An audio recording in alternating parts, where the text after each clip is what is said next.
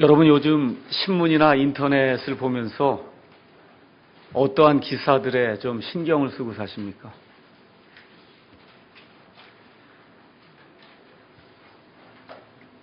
(2010년 5월 21일에) 대단히 중요한 그러한 사건이 보도가 됐는데 아마 기억하시는 분이 거의 없을 거예요. 심지어 이 세상에 나오는 신문이라든지 방송이라든지 인터넷 매체도 그렇게 중요하게 다루지 않는 그와 같은 일인데 2010년 5월 21일에 인류 역사상 최초로 인공 생명체가 탄생했습니다. 유명한 과학 잡지라고 하는 사이언스라고 하는 그런 그 매거진에서 뭐라고 발표했냐 하면 500억 원의 연구비를 들여서 인공적으로 합성한 유전자를 이용해 인공 합성 세포를 만드는 데 성공했다. 이렇게 이제 거기서 이제 보고를 했습니다. 하나님이 인간을 창조하고 인간은 마침내 세균이라고 하는 그와 같은 창조물을 창조했다라고 크레이그 벤터라고 하는 인간이 처음에 만든 그 인공 생명체를 만든 그 사람이 그렇게 이야기를 했어요. 그래서 뭐라고 얘기했냐면 앞으로 맞춤형 박테리아가 이 땅에 이제 나오게 되면 그러면 그 박테리아를 잘 이용을 해서 인류의 연료 문제를 해결할 수 있다. 요새 여러분 바이오 연료라는 얘기를 들어봤을 거예요. 지금 이제 연료가 고갈되다 보니까 옥수수도 키우고 뭐 여러 가지 그 식물을 키워서 그 식물에서 연료를 추출하는 그와 같은 일을 하는데 이 박테리아가 앞으로 그런 일들을 담당하게 되면 그럼 이제 더 이상 연료 문제가 없을 것이다. 그 다음에 요새 여러분 온난화라는 얘기 들어보시죠? 그래서 CO2 이산화탄소가 전 세상에 너무 많이 배출되다 보니까 지금 날씨가 온도가 올라가서 사람이 살 수 없는 이런 현상이 발생하는데 이러한 그 박테리아를 잘 조절하면은 그럼 이산화탄소를 제거할 수 있는 그러한 박테리아를 만들 수 있다는 거예요. 또 앞으로는 효과적으로 병이 발생할 때마다 이상한 병이 나올 때마다 백신을 잘 만들어서 이런 박테리아를 잘 이용하면 그러면 이런 모든 병균들을 퇴치할 수 있다. 이 사람들이 이제 지금 그렇게 이야기하는 거예요. 그래서 다시 말씀드리면 인간에게 필요한 그러한 모든 물질을 유용하게 만들 수 있는 요술 방망이를 우리가 만들어냈다. 지금 이 사람이 이렇게 주장을 하는 겁니다. 그래서 어떤 사람들은 아인슈타인의 그 발견과 같은 그러한 엄청난 발견으로 인류 역사상 정말 길이 기억될 그와 같은 대단한 성과다. 이제 그렇게 이야기를 하고 미국의 오바마 대통령이라든지 또 이걸 반대하는 그런 쪽에서는 이게 나오게 되면 생태계가 교란이 되고 또 이 테러리스트들이 이와 같은 그 박테리아를 사용해서 박테리아 폭탄을 만들거나 하면 그럼 말 그대로 이 박테리아로 인한 그와 같은 테러가 생겨서 사람이 살 수가 없다. 인공 생명체가 자연으로 퍼져나가면 생태계를 파괴하거나 또 다른 생명체하고 결합을 해갖고 사람이 도저히 치유할 수 없는 그와 같은 치명적인 병균이 된다. 이렇게 되면 인류는 한 사람도 살아남지 못하고 다 죽게 된다라고 해서 극과 극의 그와 같은 지금 반응이 일어나고 있어요. 그래서 5월 27일에 이 문제가 너무나 중요하기 때문에 미국의 바락 오바마 대통령이 청문회를 지금 열었습니다. 제가 말씀드리려고 하는 것은 이젠 사람이 사람을 복제해내기도 하고 또 사람이 자기가 원하는 대로 이렇게 세균도 만들고 이게 한 단계 더 발전이 되면 어떤 방식으로 진행이 될지 우리가 생각해 볼 수 있잖아요. 사람이 자기가 원하는 대로 생명체를 만들어낼 수 있는 이와 같은 시대가 저와 여러분이 살고 있는 이러한 시대입니다. 증산도에서 이야기하는 대로 얘기하면 천지가 개벽이 되는 시대예요. 이게 천지가 개벽이 되는 일이에요. 사람이 사람을 복제해내고 사람이 이와 같이 생명체를 만들어낸다는 것은 생각도 못한 일이고 말 그대로 천지가 개벽이 되는 그와 같은 일입니다. 우리 예수님께서 마지막 때에 대해서 이야기하시면서 마태복음 24장에 사람의 아들이 다시 올 때에는 노아의 때와 같다 그렇게 말씀해 주시면서 노아의 때 천사와 사람이 결합을 해서 유전자의 변형이 생겨서 온 인류 역사가 중단될 뻔한 그와 같은 일이 생겼어요. 그래서 이 마지막 때의 가장 큰 특징은 뭐냐 하면 사람이 어떠한 지식을 이용하든지 천사와 결합을 하든지 하여튼 이 유전자를 조작을 해서 그래서 특히 하나님의 형상과 하나님의 모양으로 만들어진 사람이 만들려고 하는 이와 같은 때가 마지막 때다. 그래서 하나님께서 가지고 계신 하나님의 그 영광과 위엄, 하나님의 영광과 위엄이 지금 사람 안에 들어있는데 이거를 사람이 파괴하려고 하는 그러한 시점이 지금 우리가 살고 있는 위험한 시점이다. 그렇게 이야기할 수가 있습니다. 그래서 오늘은 재림하시는 하나님이라고 하는 그러한 그 제목을 가지고 하나님께서 우리에게 어떤 방식으로 이 땅에 오시고 또 이 땅에 하나님께서 오실 때 그 재림의 표적이 무엇이고 정말 우리가 예수님의 재림을 사모한다고 할 때 어떠한 심정을 가지고 이 세상을 살아야 될 것인가, 하나님께서 또 우리에게 어떠한 위로의 말씀을 주시는가, 이런 것들을 한번 성경을 통해서 살펴보도록 하겠습니다. 오늘은 우리가 베드로후서 3장의 말씀을 읽었습니다. 여러분이 성경을 읽으실 때 지금 여기 21세기에 비행기가 날아다니고 인공위성이 날아다니는 그런 식으로 생각하면서 성경을 읽으면은 여러분 성경이 와서 닿질 않습니다.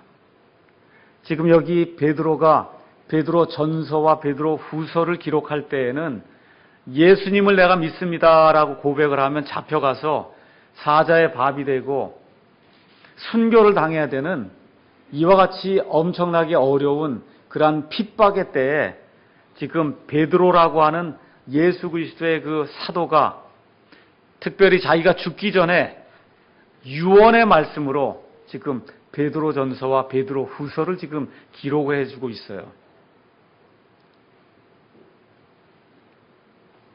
우리 기독교의 가장 큰 특징 중에 하나는 무엇을 들 수 있냐? 기독교는 예언을 들 수 있어요. 예언이라고 하는 것이 그 안에 들어있다는 겁니다. 사람은 앞날을 예측할 수가 없어요. 근데 우리 하나님은 온 세상 우주 만물을 창조하시고 모든 것을 이미 아시기 때문에 앞날에 대해서 예언을 하실 수가 있습니다. 지금 여기 베드로 전서와 베드로 후서를 통해서, 특별히 베드로 후서를 통해서 앞으로 이 땅에 예수님께서 임하시게 될 때 어떤 일들이 일어날 것인가를 하나님께서 베드로의 입을 통해서 말세를 사는 하나님의 사람들이 깨달아 알 수 있도록, 또 믿지 않는 자들도 이러한 말씀을 탐구하게 되면 하나님께서 무엇라고 말씀하시는지 알 수 있도록 우리 하나님께서 이 대언자의 입을 통해서 하나님의 말씀을 우리에게 전달해 주셨습니다. 1절 가서 보니까 사랑하는 자들아, 내가 이제 이 둘째 서신을 너에게 쓰노니, 내가 이 두 서신을 안에서 베드로전서와 베드로 후서를 통해서 기억을 통해, 기억하는 그런 그 방법을 통해 너희의 순수한 생각을 내가 일깨우고자 한다. 지금 베드로가 그렇게 이야기를 하고 있습니다. 이건 무슨 얘기냐 하면 사람은 자꾸 잊어버린다는 거예요. 지금 베드로의 이 편지를 받고 있는 사람들이 극심한 환난 가운데, 지금 우리가 편하게 사니까 하나님의 말씀을 잊어버릴 수 있다 이렇게 얘기하는데, 정말 그렇게 극심한 환난 속에 사면 저는 한 번도 잊어버릴 것 같지 않습니다, 이렇게 자신 있게 이야기할 사람이 있을지 몰라요. 그런데 이렇게 어렵게 사는 가운데도 하나님의 말씀을 자꾸 잊어버린다는 겁니다. 그러니까 그렇게 어려운 가운데도 잊어버리면 저와 여러분처럼 이렇게 편안한 가운데 살면 얼마나 더 잘 잊어버리겠어요. 그래서 지금 베드로가 기억하는 그러한 방법, 내가 너에게 이야기해 주지 않았냐, 하나님의 말씀이 이렇게 이야기하지 않느냐, 이걸 잘 기억해봐라. 그래서 기억하는 방식으로 너희의 생각을 일깨우고자 한다. 지금 그렇게 이야기하는 겁니다. 너희가 지금 생각하고 있는데 그 생각을 여기다 스터럽 한다고 하는 얘기는, 여러분 불이 이렇게 꺼지려고 하면은 거기다가 가져다가 공기를 갖다 이렇게 해서 여러분이 부채를 붙여주면 그러면 불이 살아나지 않습니까? 지금 가물가물해서 예수님이 우리에게 이야기해 준 게 뭔지 가물가물 이렇게 사라지려고 할 때, 그래서 기억하는 걸 통해서 부채로다 이렇게 해서 공기를 넣어서 불을 붙이듯이, 그래서 하나님의 말씀이 우리에게 무엇라고 이야기하고 있는지 불을 붙이라는 거예요. 자, 그래서 2절에 가서 보니까 너희가 전에 거룩한 대언자들이 전한 말씀들, 그걸 기억해야 된다는 거예요. 거룩한 대언자들이 전한 말씀들이 있다는 겁니다. 구약 성경의 대언자들도 있었고, 신약 성경이 AD 90년경에 완성이 됐는데, AD 90년경에 완성이 되기 전에 하나님의 말씀을 대언해줬던 그와 같은 대언자들이 있어요. 그래서 그 대언자들이 너에게 말씀해줬던 그 대언의 말씀들과 주님 곧 구원자 되시는 그 예수님의 사도인 우리가 너에게 전한 그런 명령이 있는데, 그 명령을 명심을 해라. 지금 그렇게 이야기하는 겁니다. 내가 지금 유언의 말을 준다. 유언장을 적는 겁니다. 지금 베드로가 죽기 전에 유언장을 적으면서 뭐라고 이야기하느냐 하면, 하나님의 대언자들이 전해준 대언의 말씀과 우리가 너에게 전해준 그와 같은 명령을 너희가 명심을 해라. 그걸 위해서 내가 지금 유언의 말을 너에게 적고 있다. 지금 그렇게 이야기하는 겁니다. 자, 그러면 이 앞뒤 문맥이 뭘 이야기하느냐? 하나님께서 대언자들을 통해서 여러 가지 것들을 지금까지 말씀해 주셨는데, 베드로 후서 3장에 나오는 그 말씀의 앞뒤 문맥은 예수님이 다시 오신다는 겁니다. 구약 성경의 기자들도 예수님이 다시 오신다는 걸 이야기했고, 예수님도 말씀을 하셨고, 또 예수님의 제자들과 또 사도와 또 여러 그러한 그 신약시대의 대언자들이 꾸준히 지금까지 전해준 그런 말씀이 뭐냐 하면, 예수님이 다시 오신다는 거예요. 그 예수님이 다시 오신다는 그와 같은 그 말씀, 그걸 자꾸 잊고 살고 있었는데, 내가 지금 유언의 말을 통해서 너희에게 지금 기억을 통해서 이 부채질 하듯이 지금 이 꺼져가는 그런 기억을 되살려서 너희가 알도록 하기 위해 내가 지금 이야기하는데, 그 이야기의 초점은 뭐냐 하면, 예수님이 다시 오니까 예수님 다시 오시는 것을 기억하며 살라는 겁니다. 우리 신약 성경 중에 여러 종류의 말씀이 들어있어요. 성경 안에 구원의 말씀도 들어있고, 성경 안에 성화하라고 하는 그런 말씀도 들어있고, 성경 안에 역사의 말씀도 들어있고, 성경 안에 교회를 어떻게 운영해야 된다는 그런 말씀도 들어있고, 여러 가지 말씀이 많이 들어있습니다. 신약 성경 안에 가장 많이 들어있는 말씀이 뭔지 아세요? 재림의 말씀이에요.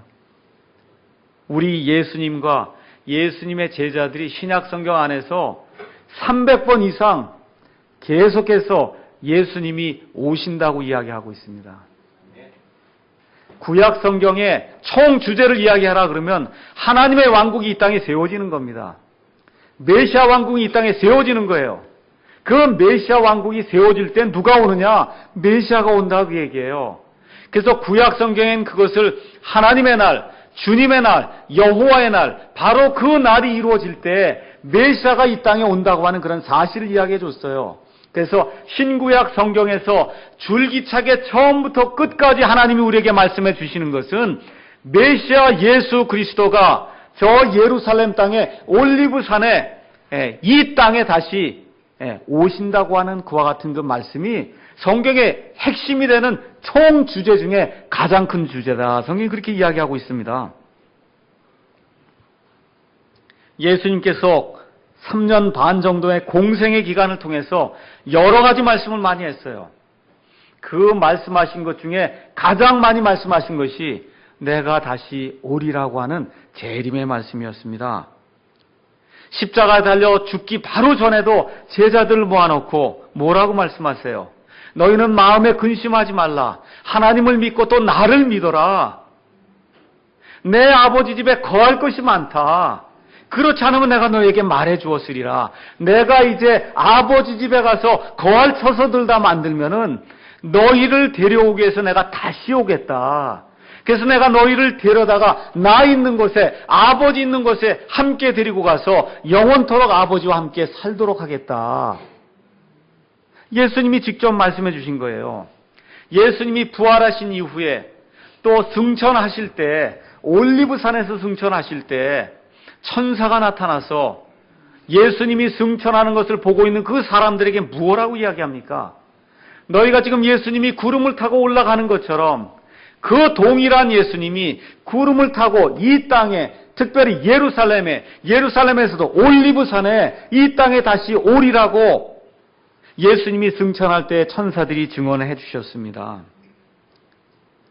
그 이후에 예수님의 제자들, 사도 바울, 사도 베드로, 사도 요한, 사도 야고보 등등 할 것 없이 세상에 나가서 전한 그와 같은 복음의 그 한 요소는 우리 예수님이 이 땅에 심판주요 영광의 주님으로 다시 오신다는 그런 내용이었습니다.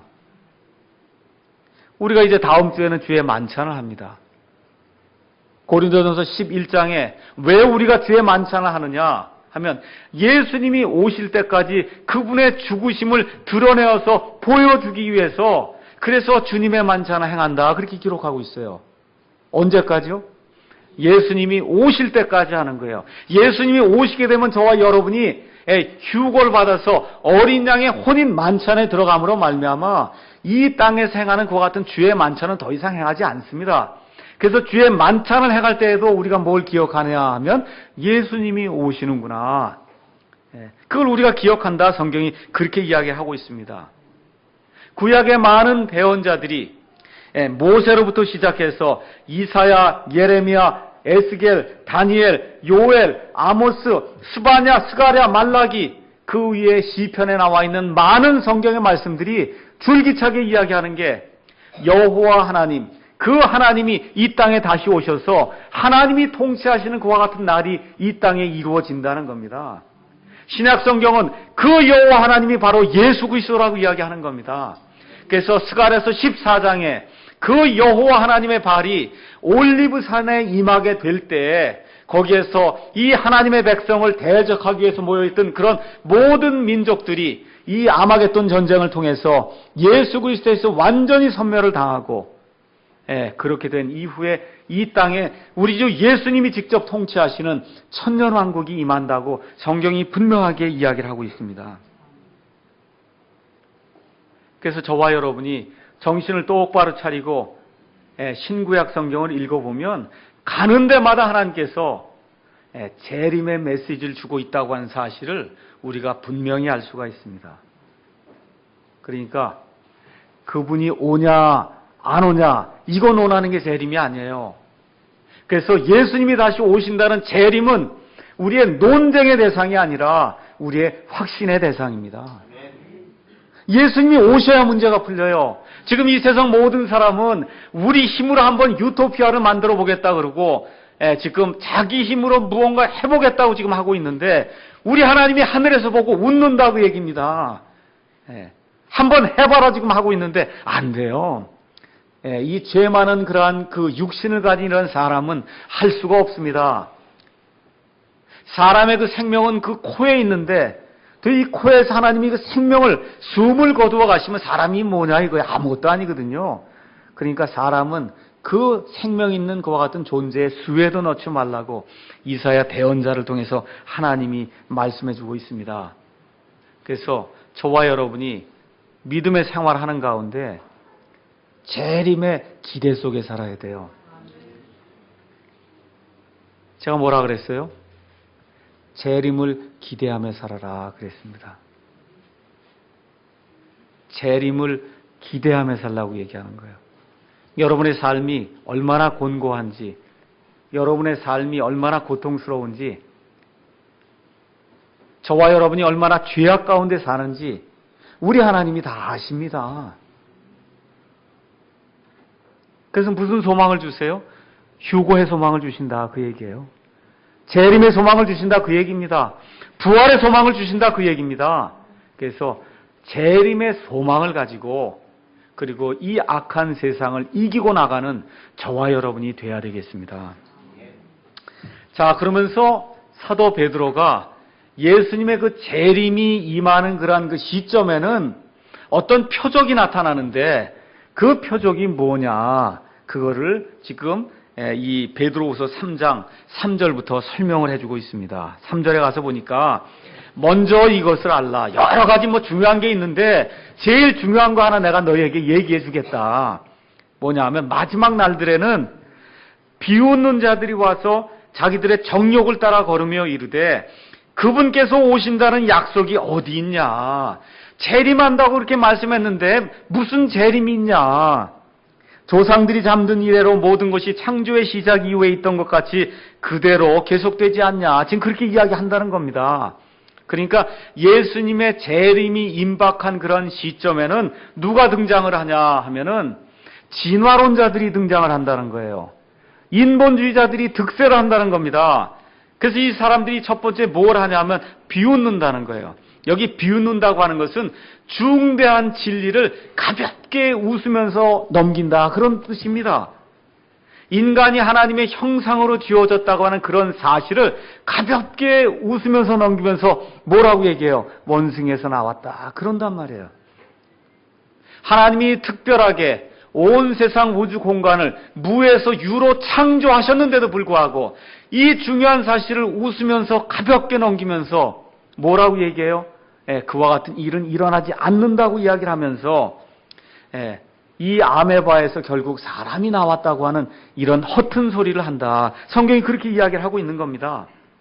근데 이 사람들이 어떻게 이런 일들을 하냐면 자기의 정욕을 따라 그런 일을 한다는 거예요. 자기의 욕심을 따라 그런 일을 한다는 겁니다. 다시 말씀드리면 이러한 엄청난 이 거짓말들을 유포하는 사람들이 왜 그 일을 하느냐 하면 자기가 믿고 싶은 대로 자기가 원하는 대로 이야기하고 싶어서 그렇게 이야기한다. 성경이 이야기를 하고 있어요. 얼마 전에도 제가 한번 말씀드렸습니다.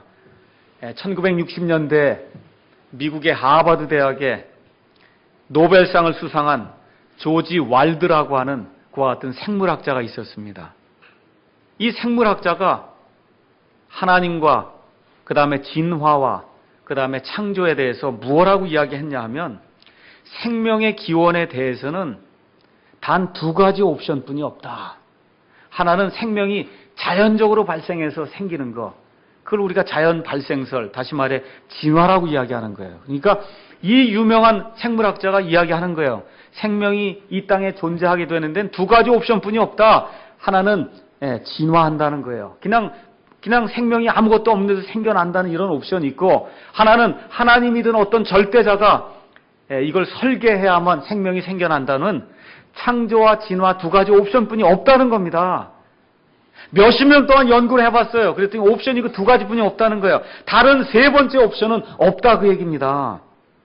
근데 이 사람이 뭐라고 얘기했냐면 진화론은 그런데 이미 거짓으로 모든 사람에게 다 탄로가 났다는 거예요. 그건 거짓말이라는 거예요. 아무도 믿을 수가 없다는 겁니다. 그래서 결론은 뭐냐? 하나님이 이 모든 생명을 만들었다고 하는 이와 같은 하나님의 특별 창조 외에는 생명이 발생할 수 있는 다른 대안이 없다는 거예요. 근데 문제가 뭐냐? 그런다 나는 하나님을 믿지 않기로 작정을 했다는 겁니다. 그래서 뭘 믿기로 했어요? 불가능한 진화를 믿기로 나는 마음속에 작정을 했다는 거예요. 여기 나와 있는 그대로예요. 뭐예요? 자기의 정욕을 따라 걷는다는 거예요.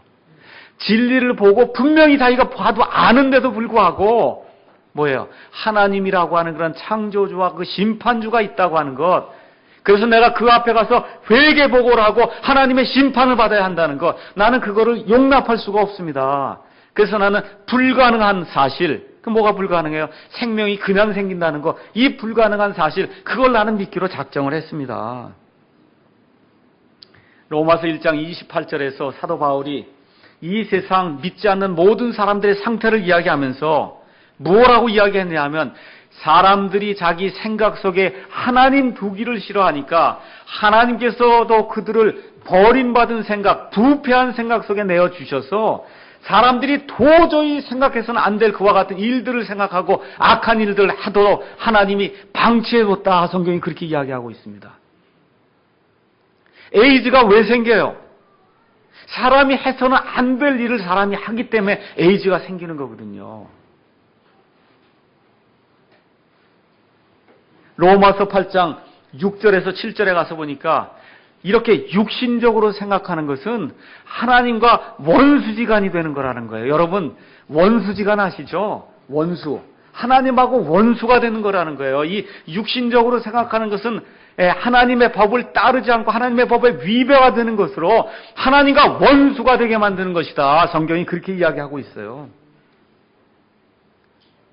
우리 믿는다고 여기 나와 있죠? 우리는 하나님의 진노에서 벗어난 사람입니다. 예수님 안에 있으면 하나님의 심판에서 벗어난 사람이에요. 믿으십니까? 자, 그러면 우리의 말과 행실이 어때야 될까 한번 생각을 해봅시다. 믿지 않은 사람도 이렇게 사는데 이 예수 그리스도 안에 있는 사람도 두 종류가 있어요. 하나는 자기의 육신적인 것을 제어해가면서 성령님을 쫓아서 살려고 하는 그러한 성령 충만한 그러한 그리스도인이 있고, 예수님 안에 들어오긴 들어왔는데도 불구하고 육신을 따라 사는 육신적인 그리스도인이 있다. 성경이 그렇게 이야기하고 있습니다. 여러분은 어떠세요?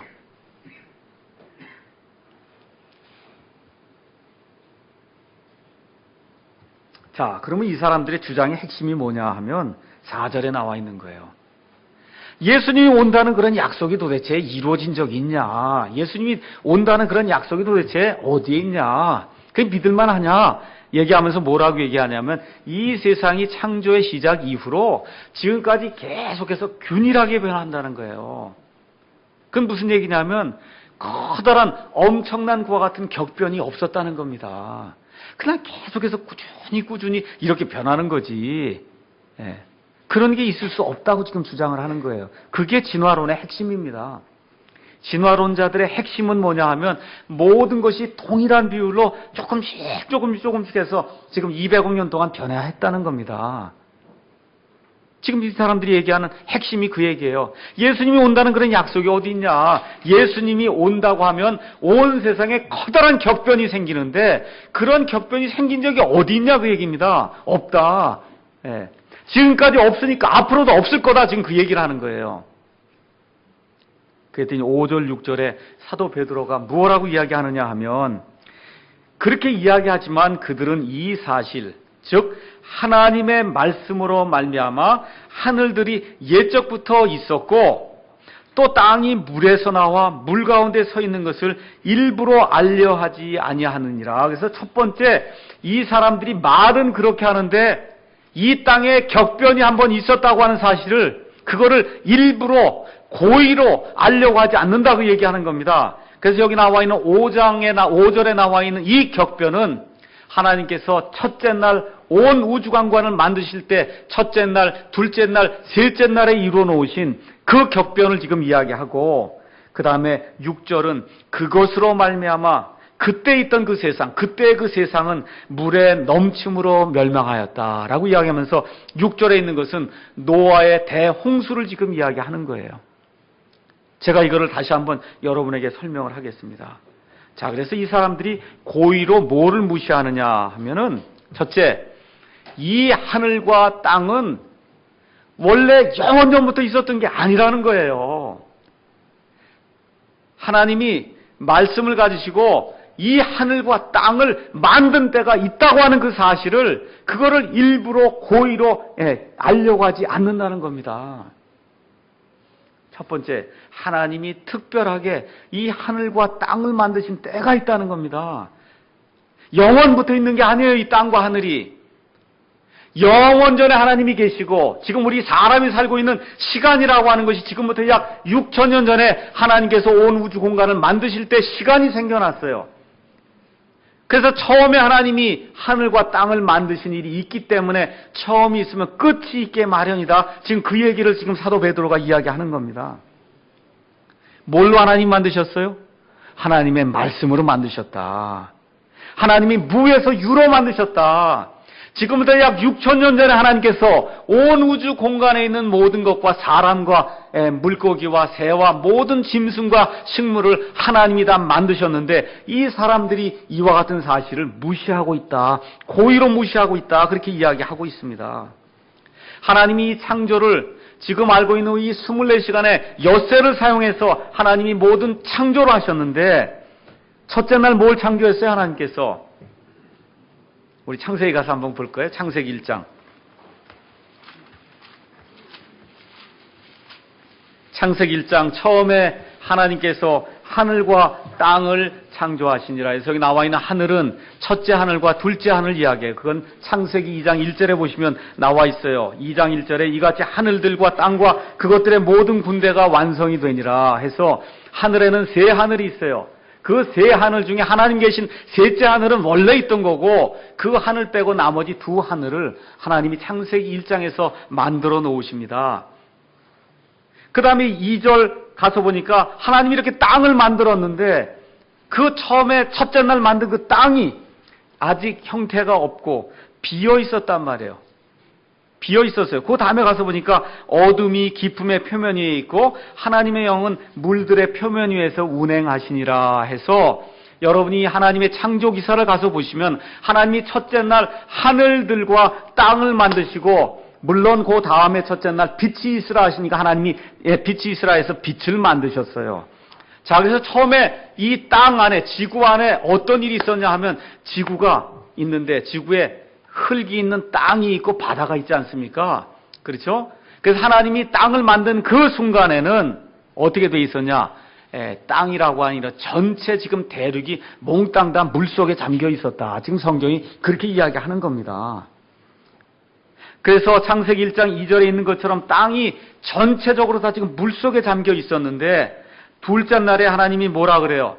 궁창 위에 있는 그러한 물들을 만드시고 궁창 아래에 있는 물들을 만드시면서 지금 이 궁창 아래에 있는 그 물들 중에 이렇게 모여서 땅을 지금 덮고 있는 가운데 이 땅에 있는 그런 모든 물들이 흩어져서 바다가 되게 만드시면서 드디어 마른 땅이 솟아오르도록 그렇게 하나님이 만들어 놨다는 겁니다.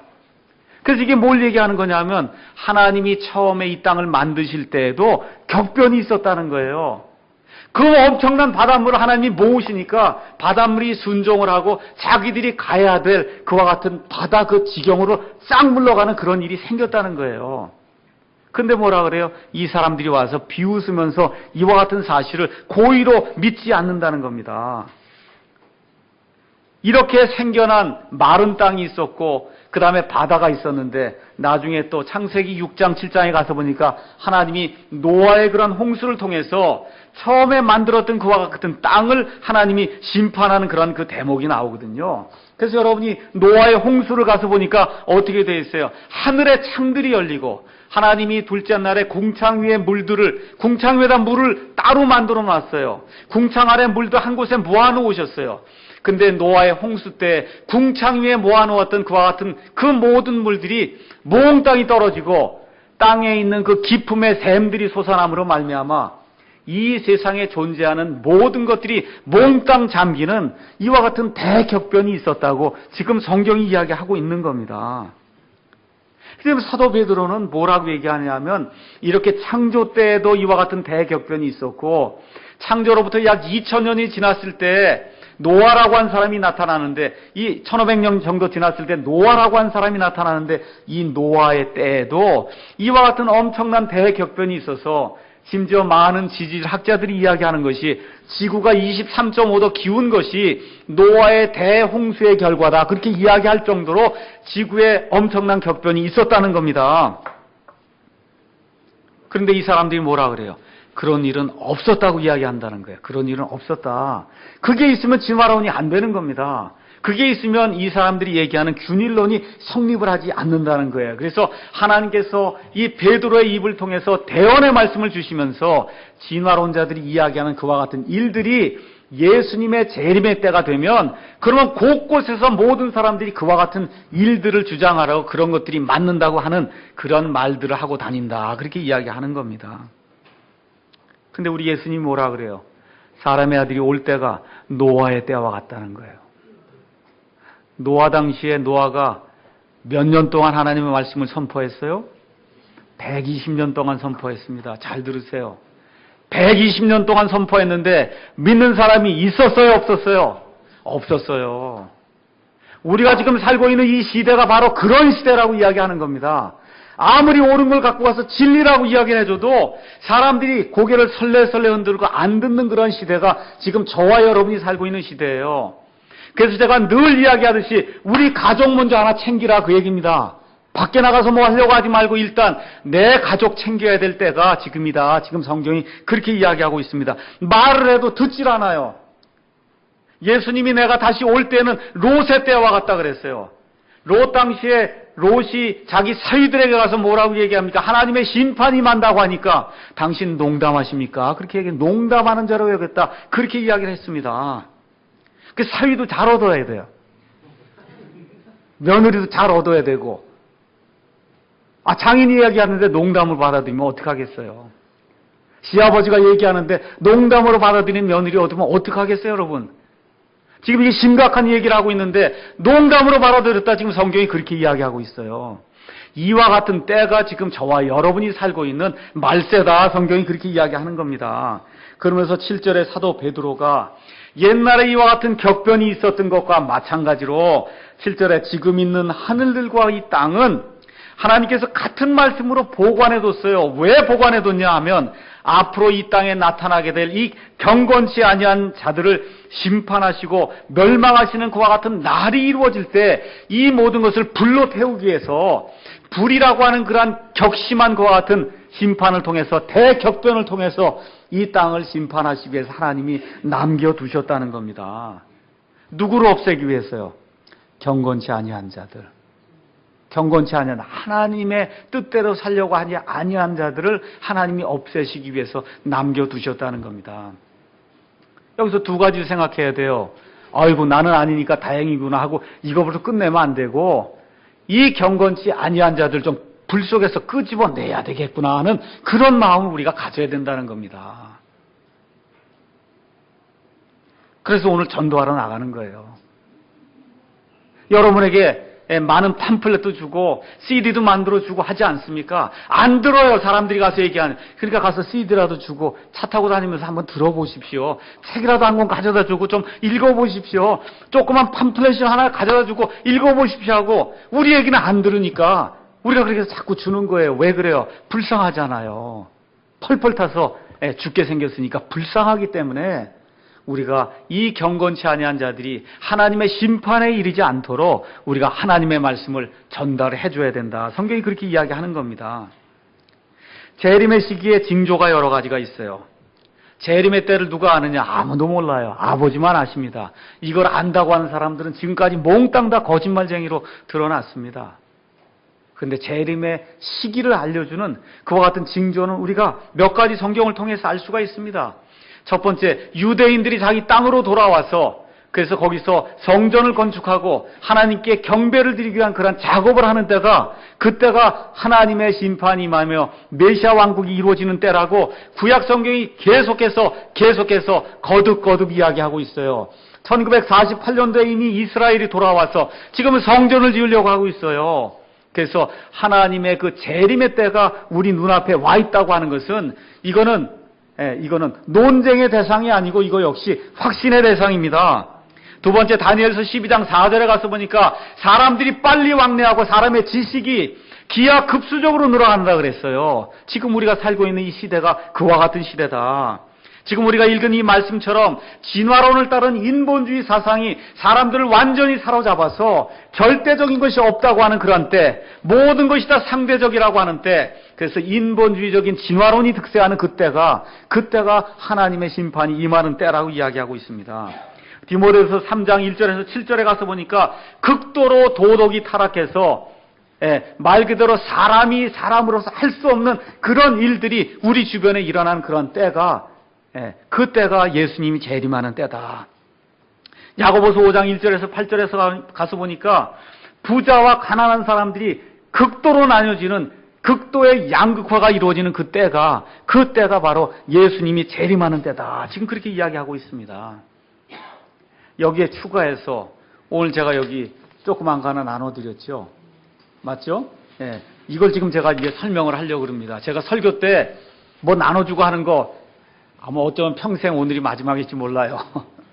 예, 여러분이 보시는 게 좋을 것 같아서 예, 제가 말씀드리겠습니다. 자, 사도행전 17장 가서 보겠습니다. 이거 그대로 접어놓으시고 어느 때가 마지막 때느냐, 어느 때가 마지막 때냐. 사도행전 17장 가서 보시면은 사도 베드로가 아테네라고 하는 그러한 이 그리스의 이 우상을 섬기는 그러한 도시에 가서 하나님의 말씀을 전하는 그러한 내용이 사도행전 17장에 기록이 되어 있습니다.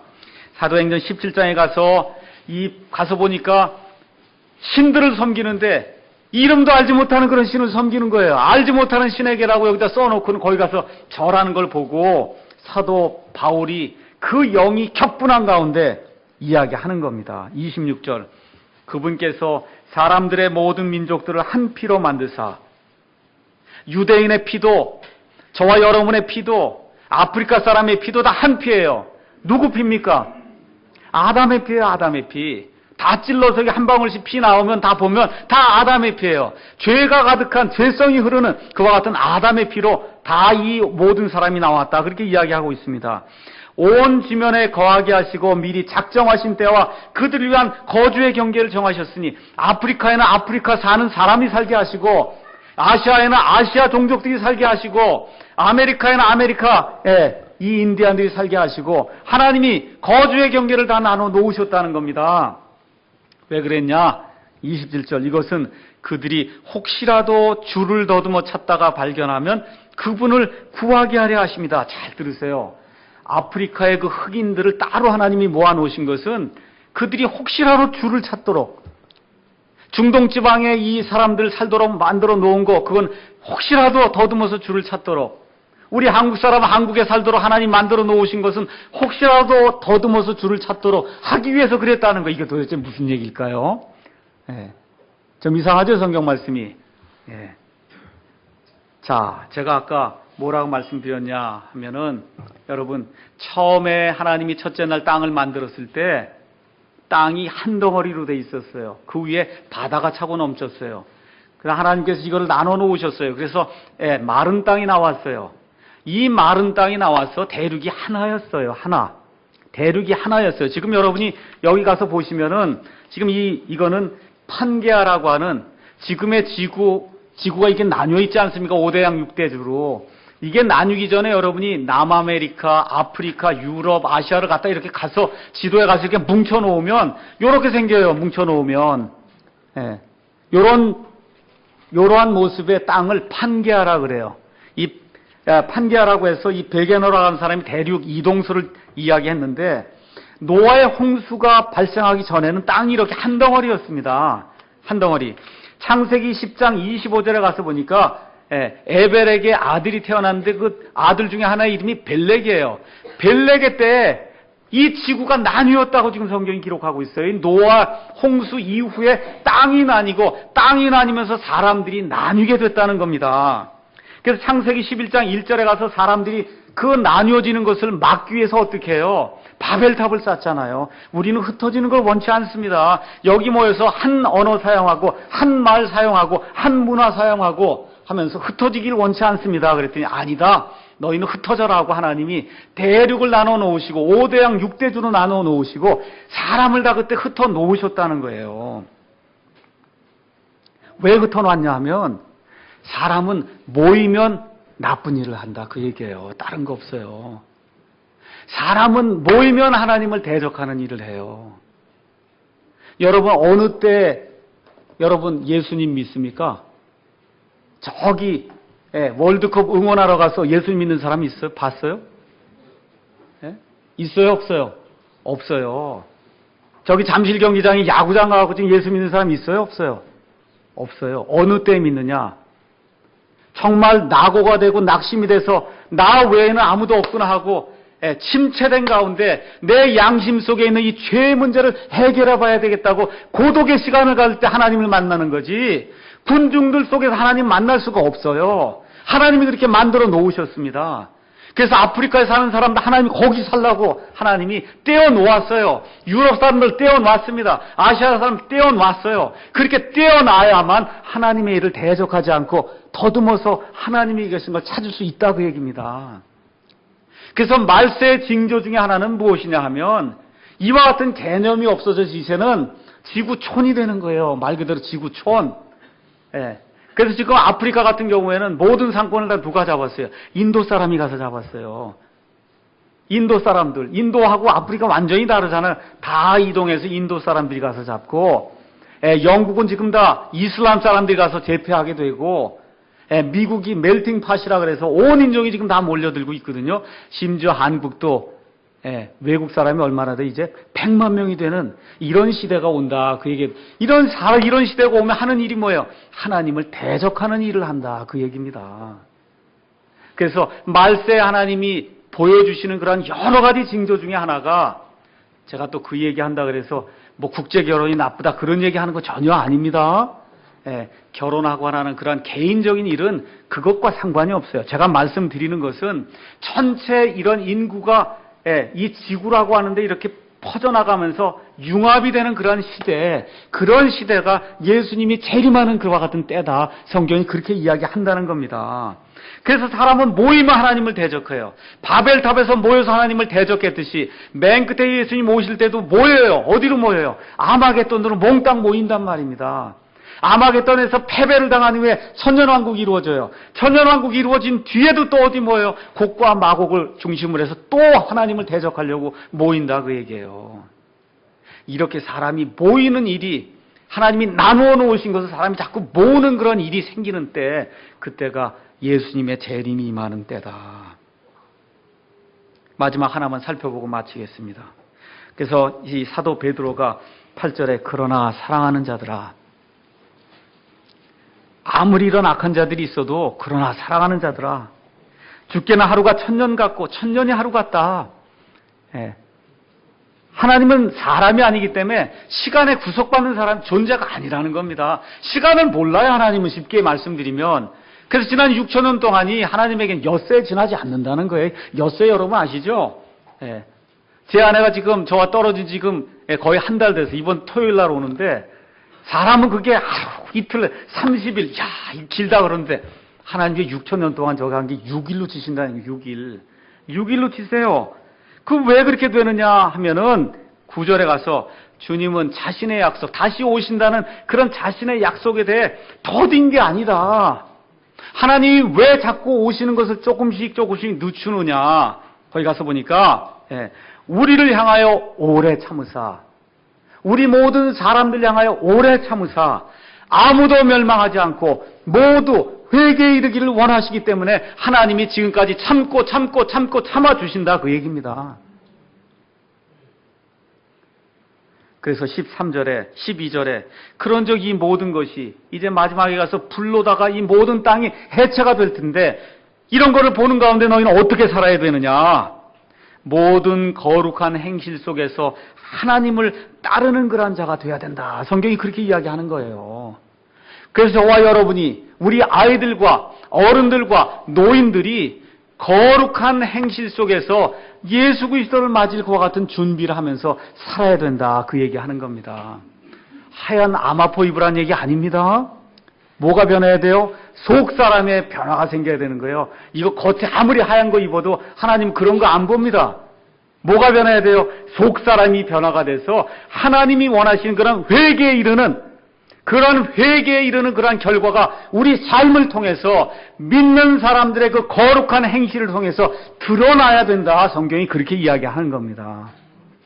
그래서 오늘은 재림하시는 하나님이라고 하는 이런 말씀을 통해서, 그래서 하나님의 재림을 앞둔 이 시점에서 세상에 어떤 악한 일들이 일어나고, 이런 악한 일들을 보면서 우리는 어떻게 살아야 될 것인가, 성경 말씀을 통해서 한번 살펴봤습니다.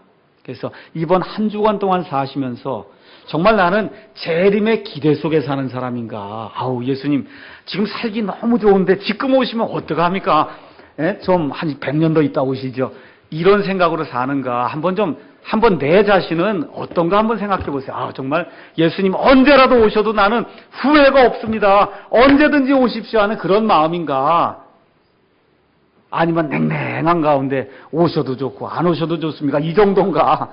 한번 이번 한 주간 동안 사시면서 내 마음을 점검해 보시길 바랍니다. 우리 주 예수님의 휴거의 은혜, 죽지 않고 하늘로 들려서 우리를 구원해 주시는 그 은혜가 이번 한 주간 동안 저와 여러분의 삶 속에서 우리를 주장해 주실 줄 믿습니다. 기도하시겠습니다.